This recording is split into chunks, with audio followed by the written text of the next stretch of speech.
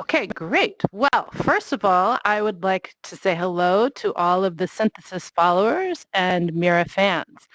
I'm Julie Walsh, independent curator of mixed reality and digital art in Chicago.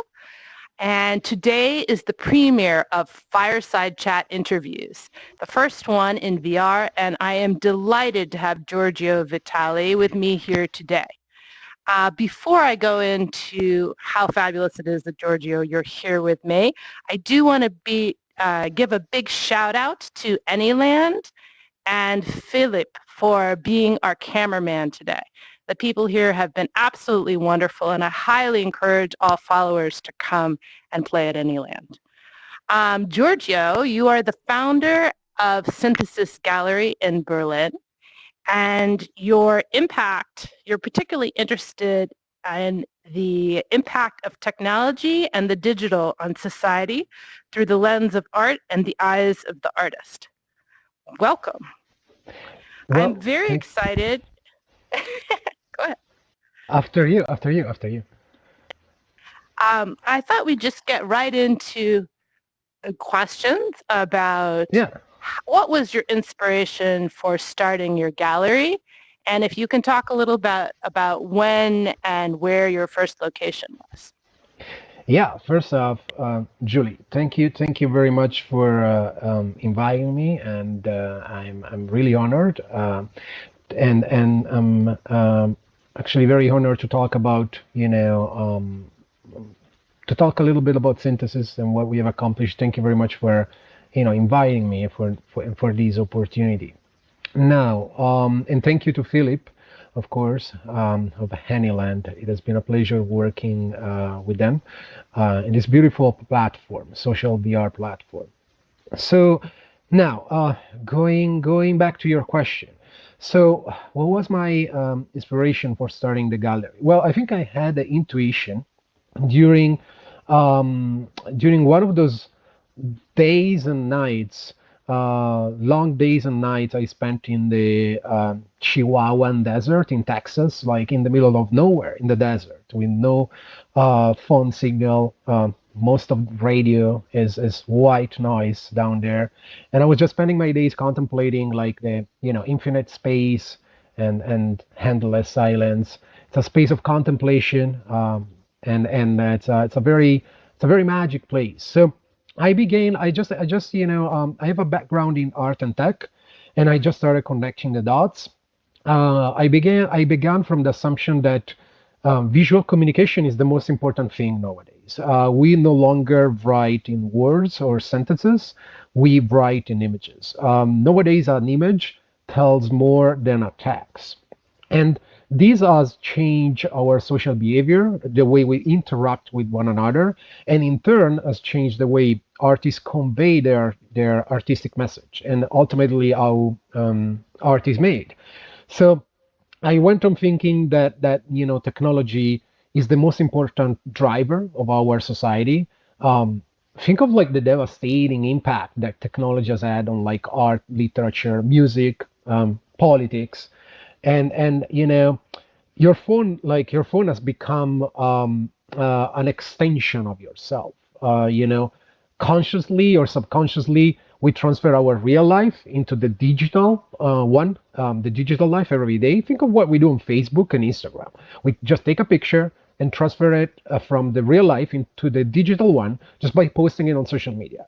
So we basically can say that our life can, lives actually can indeed be considered to run on like several simulations, like Facebook, Instagram, Zoom, Twitter. Those are simulations we created, and VR is nothing else than just another simulation. And a digital simulation, by definition, can only be a better version, a better synthesis of real life. And here's the connection with VR. As I said, another simulation, and a medium like VR offers like a magnified, parallel, visual, alienating world, precisely in line with our current times. Another simulation. And another consideration that another that was crossing my mind was that when I start digging into VR and VR art, And what it was that the very first VR artwork dates to the 1990s, something like that. But VR has never truly gained traction and momentum until now. And I believe that's why society was not, uh, mm, was not technologically dependent, like it is nowadays. And so that's why VR, has gained so much momentum and traction in the past few years. And because the time was right. And so yes, once I connected all these dots, and I took I look at the big picture. I just so the idea of synthesis showing up, and I was like, let me go catch that. And for those of our viewers who don't know about your gallery, can you tell me when and where your first location was and where it is currently? Hmm. Yeah, happily. So the gallery was founded in New York, the city where I lived for years, in October 2017. We opened the gallery in Berlin. We opened the doors to the public in Berlin in April 2018, and we have been running the gallery since. We've put together about more than 10 exhibitions in Berlin and abroad. We participated to art festivals as well, and yeah, along with some pop-up exhibitions as well. Well, I am thinking a lot about how you're such a visionary in the art world to take a stance and start a gallery specializing in virtual reality. I know that there are very few galleries in the world that are doing that, and I really want to congratulate you on having taken a stance to do this. We have this Thank you. fabulous slideshow going on in the background with clips from many of your walkthrough artists and also your artists that you represent. I know that the artists watching us today are very interested in how do you select your artists and which artists are you currently representing, and it would be great if we could see examples of their work. Yeah, happily, happily.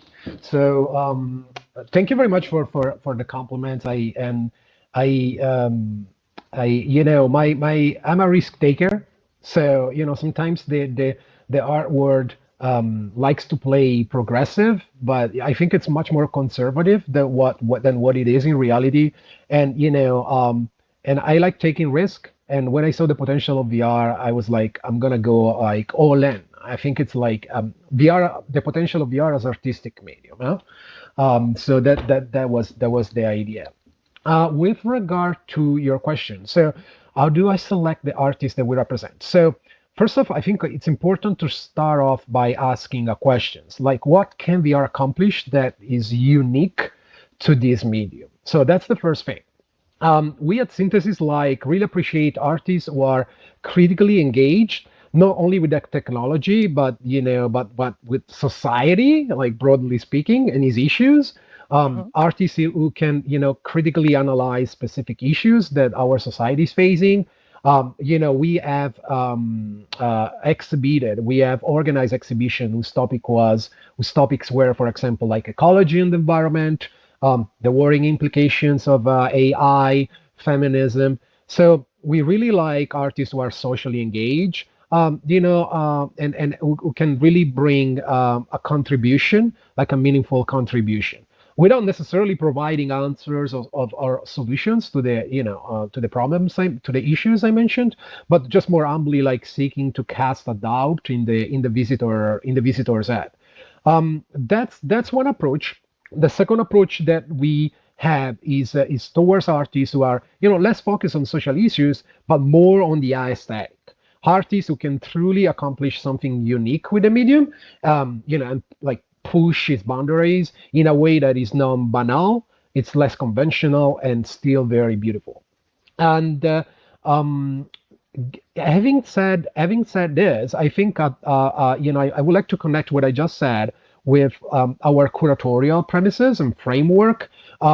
we at Synthesis really like we take a multidisciplinary approach at art and really enjoy working with artists who aesthetically engage with exhibition space, for example, or play with different mediums together with a VR piece. Because we do think that we do think that the inside experience, visitors need to be introduced to the inside experience via the outside experience. So by the means of the outside experience, because you know, and what's truly beautiful about a VR artwork is that it cannot be clearly defined. It can be VR and anything else, like from sculptures to paintings to AV setup to like performance art. So it's truly like it's really depressing to see and I wrote an op-ed about it that was all across the board. An op-ed that I titled VR experience doesn't mean art for published for Clock magazine, enriched by the contributions of pioneer artists like Claudia Art and Michael Takeo Magruder and Katarina Averic, in which I address these issues. And it looks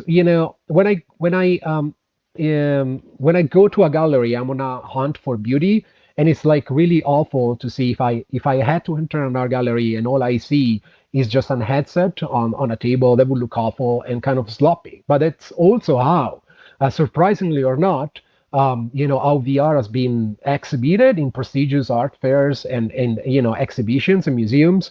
So we take a stance which is literally really different.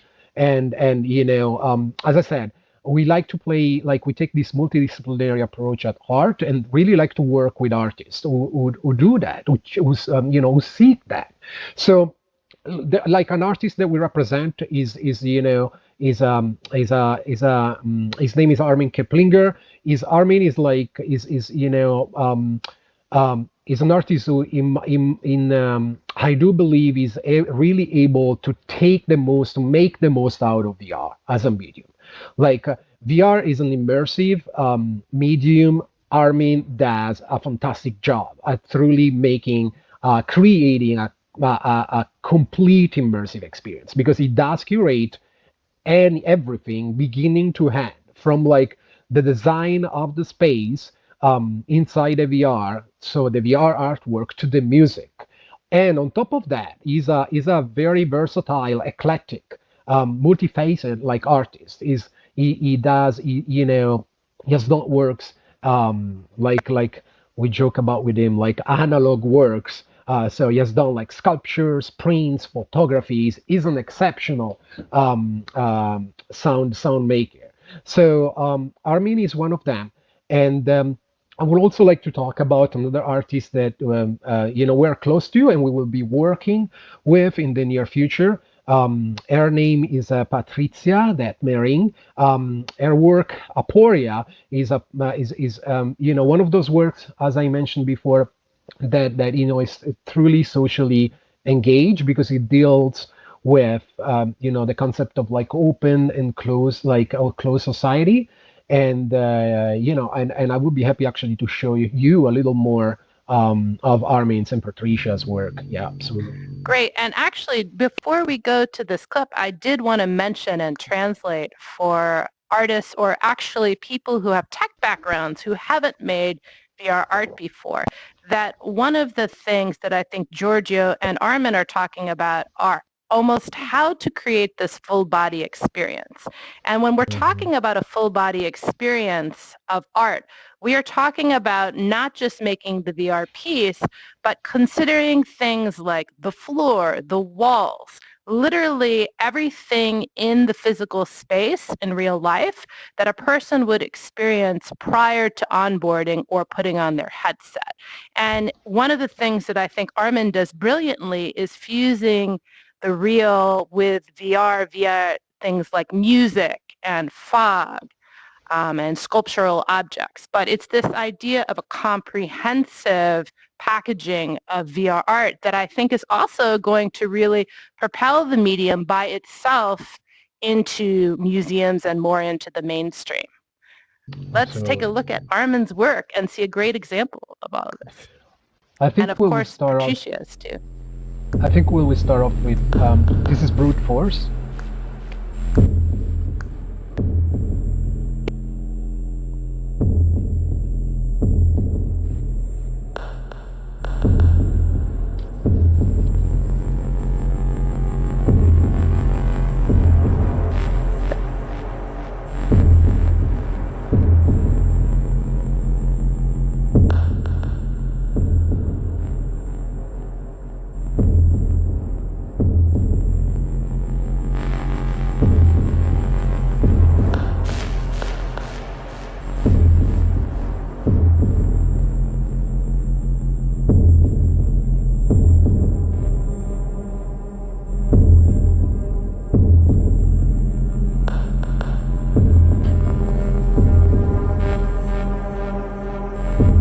I think we can move to the second piece by Armin, MSR.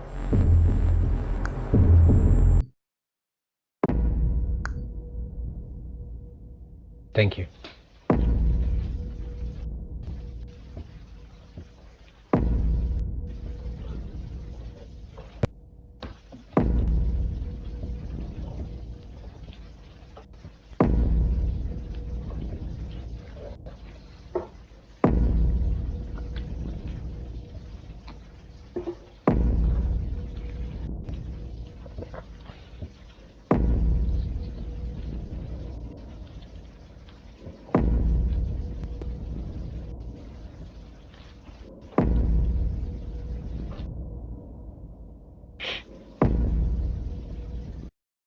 It's maybe time to move to Patricia's piece, Aporia.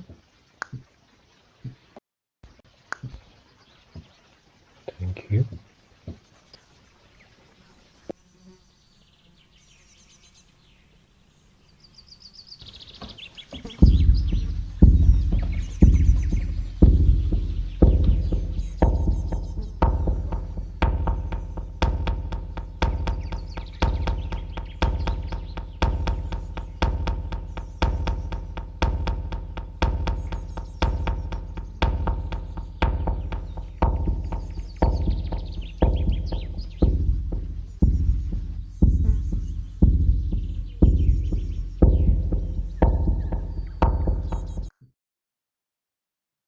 Wonderful All work. right. Can you tell us about it?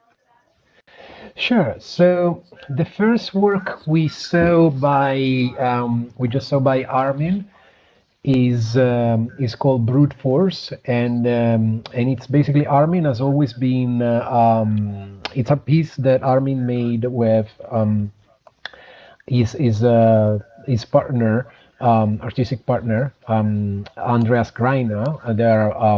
They make together the artist duo A&A. So they've been constantly focused on the transitional in their artistic projects. They constantly focus on the transitional moment of materials, transitions, as they change state of aggregation from like solid to liquid or like a vapor. So and they made this piece together, and so you have in brute force, you have this cloud of the tree shoes, and that comes to like to engulf you, and it's an overwhelming experience. And as I mentioned before, Armin curates the sound as well.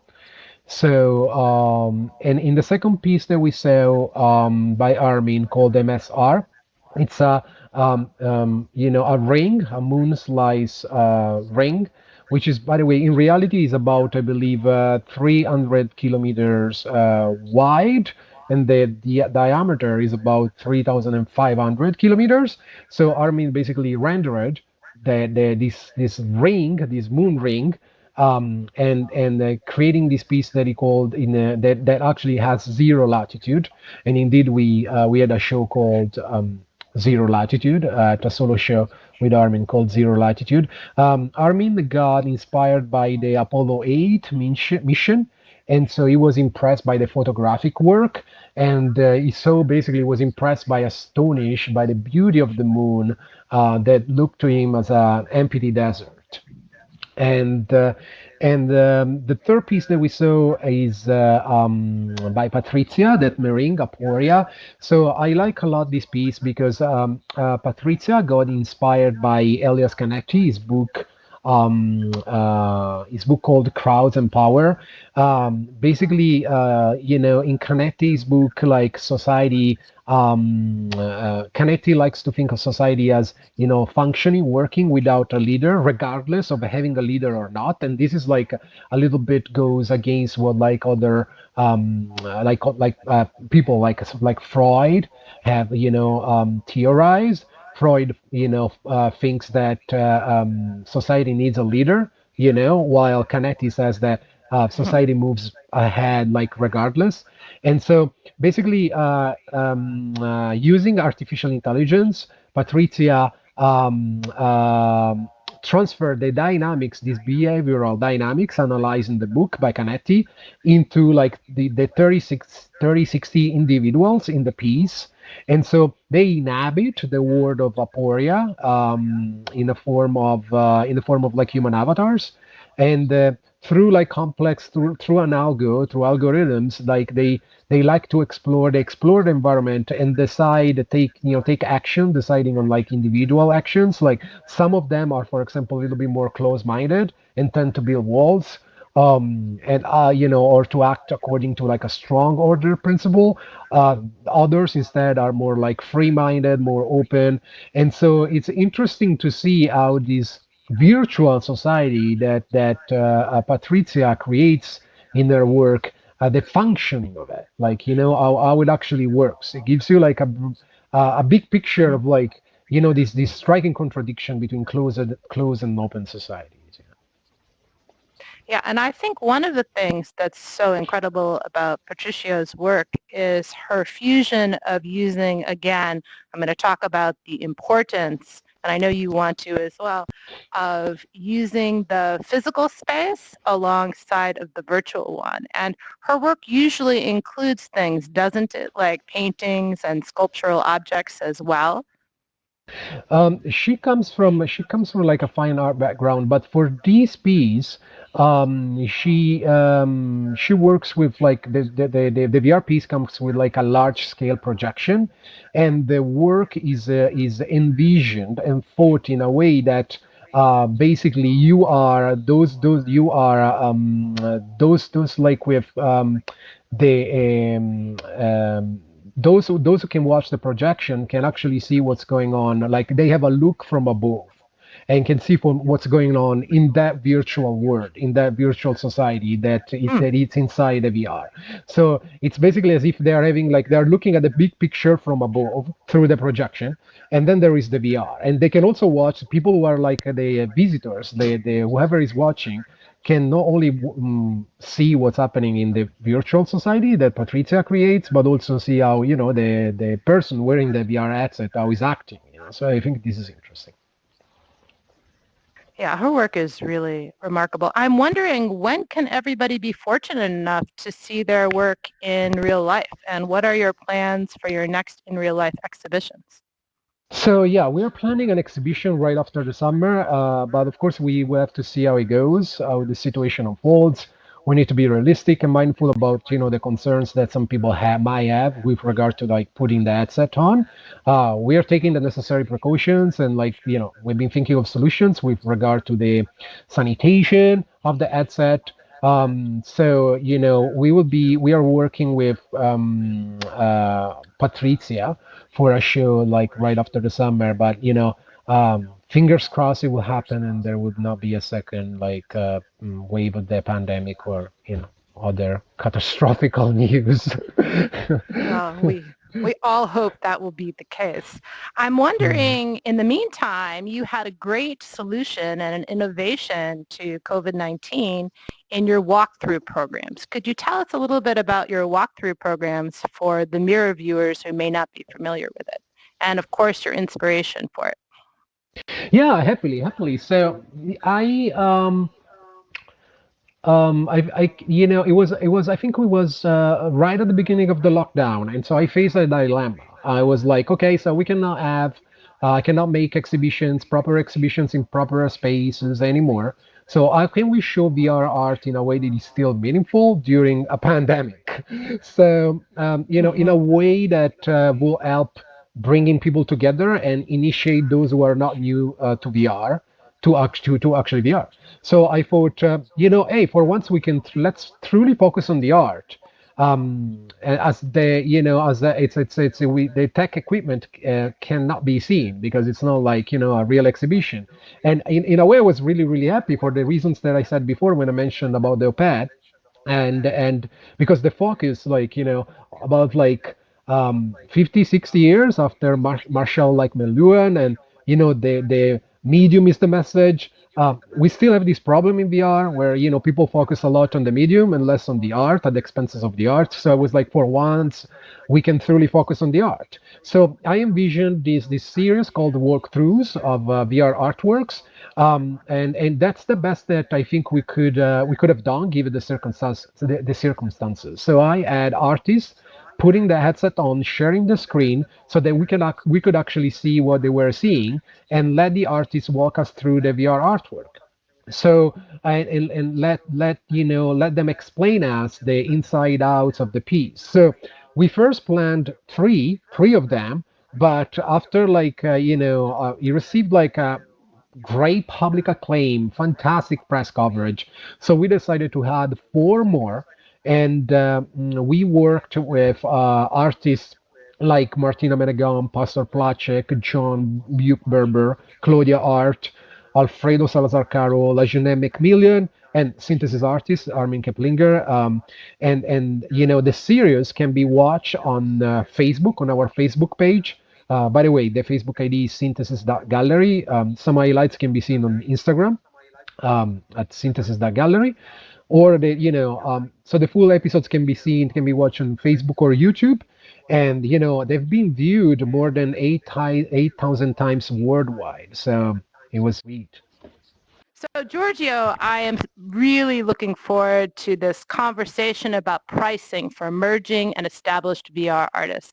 I am constantly approached by artists who are asking me about what is a reasonable edition size and how much they should price their work.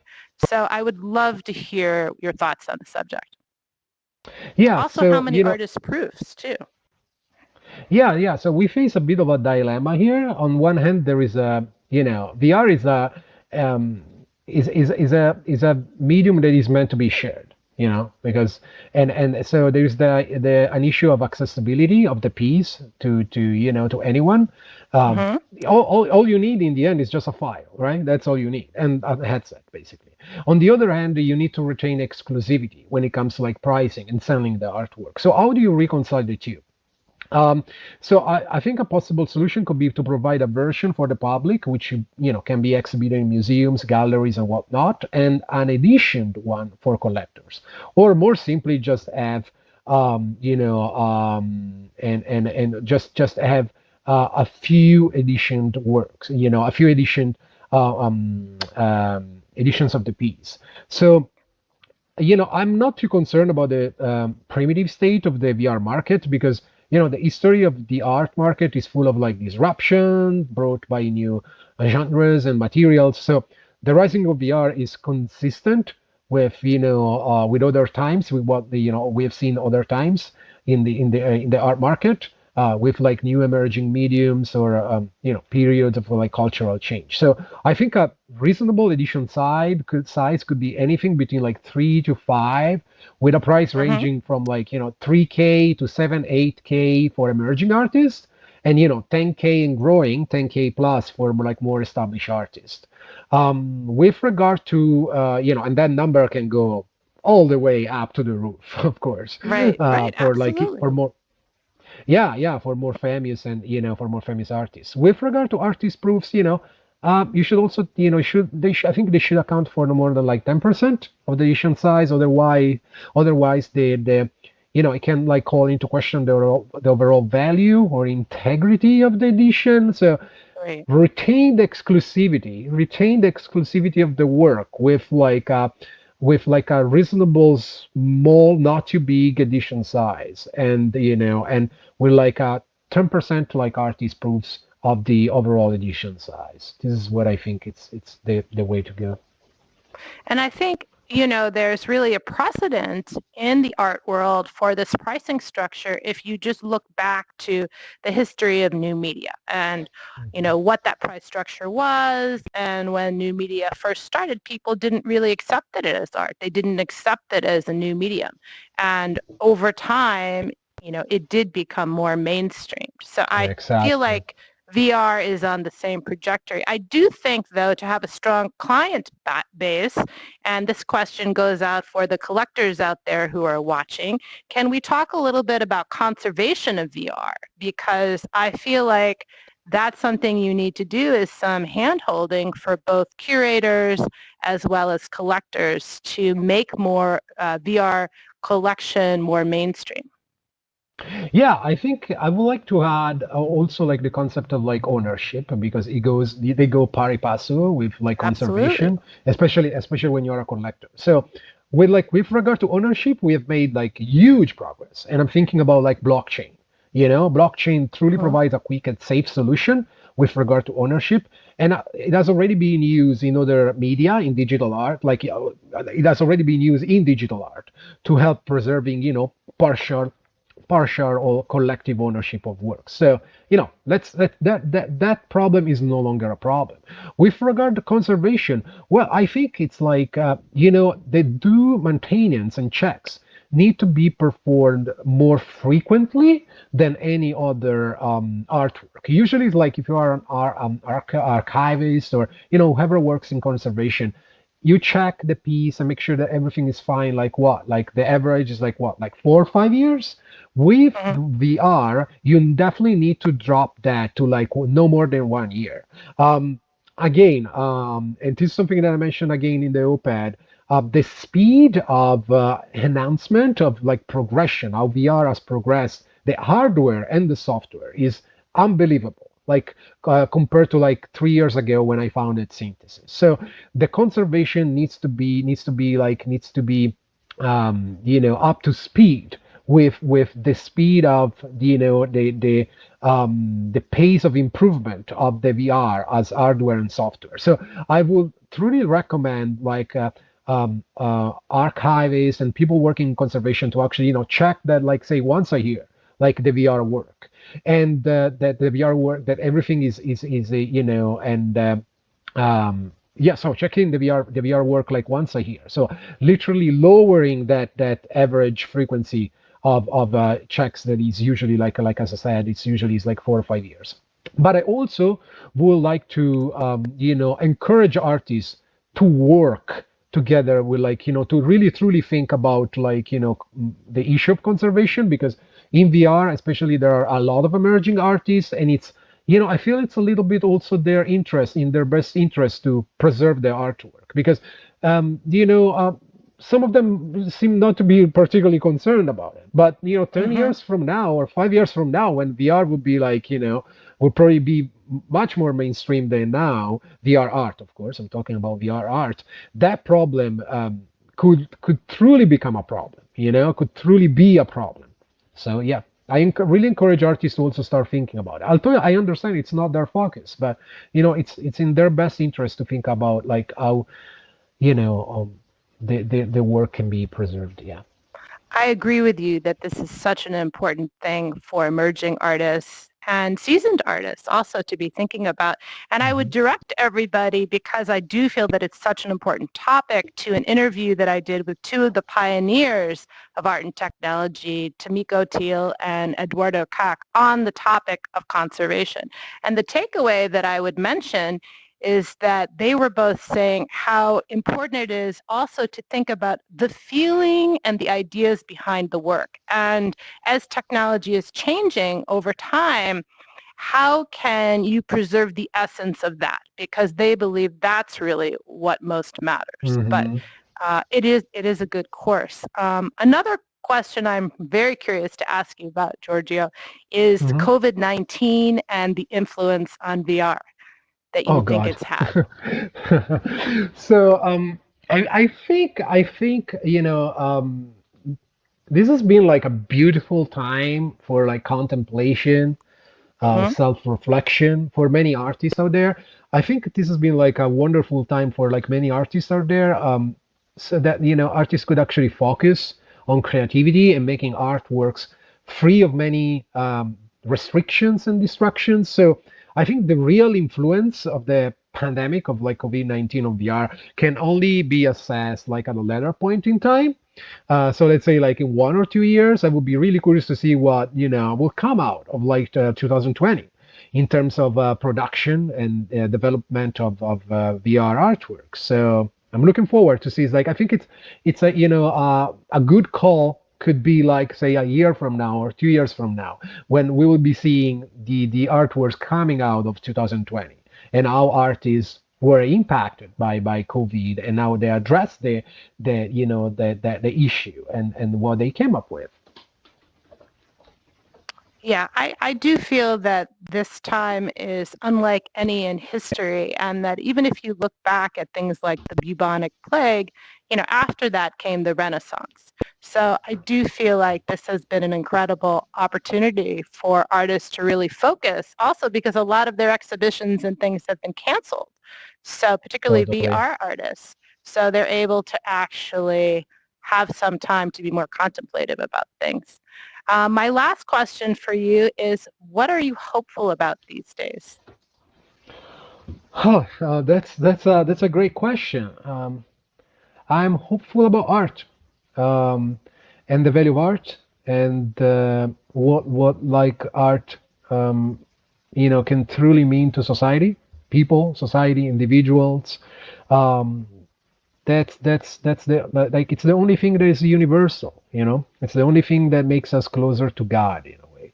So that's what I'm hopeful for. I'm hopeful to see more and more art. I really hope to see art and the art world becoming more and more prominent in everyone's life. Maybe I'm a little bit naive. Maybe it's a utopian scenario, but um, art can do good to people. So I'm really curious to see what we will make out of the current times we're living, and Hmm. and how art will look like in the future. Yeah, and the progress that we make with art. Yeah, your walkthrough program is very strong and impressive and was really needed at this moment in time.